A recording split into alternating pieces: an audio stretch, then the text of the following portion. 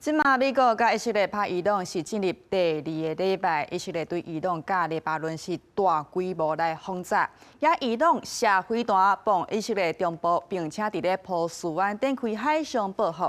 和美国总统川普就要求伊朗无条件来投降。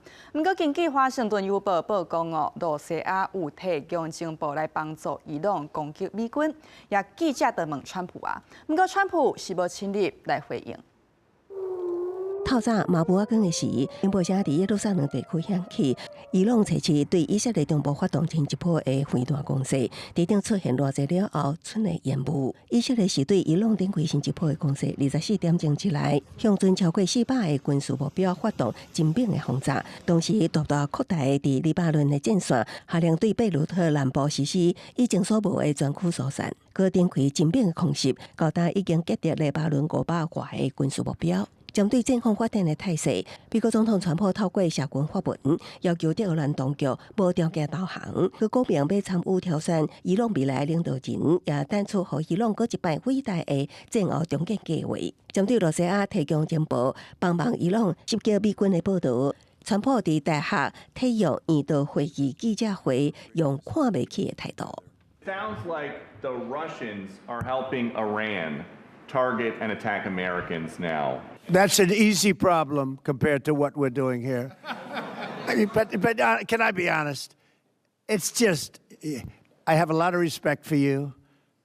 You've always been very nice to me. What a stupid question that is to be asking at this time. 伊朗转来力量有望威胁全球的能源供应链。伊朗革命卫队称啦，讲已经升等美军伫波斯湾的雷达预警系统，搁对可为着附近海峡的油轮发动炸弹袭击。这场战争升等全球能源命脉。伊拉克甲卡达等国家的石油因为航运半水被迫停产，荷姆兹海峡高达油源关起来。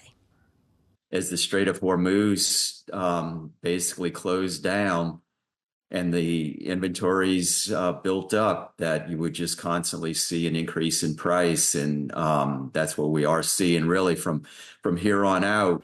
北京大约有300架油轮调伫荷姆兹海峡两边，全球1/5的原油运量被迫停止。市场分析师警告，若外交调停继续陷入死局，随几啊个石油空间用了，这场能源危机会伫几礼拜内推动油价冲破每桶100块美金大关，甚至挑战历史高点，引起全球性的通膨风暴甲经济衰退。公司新闻刘淑芬编译。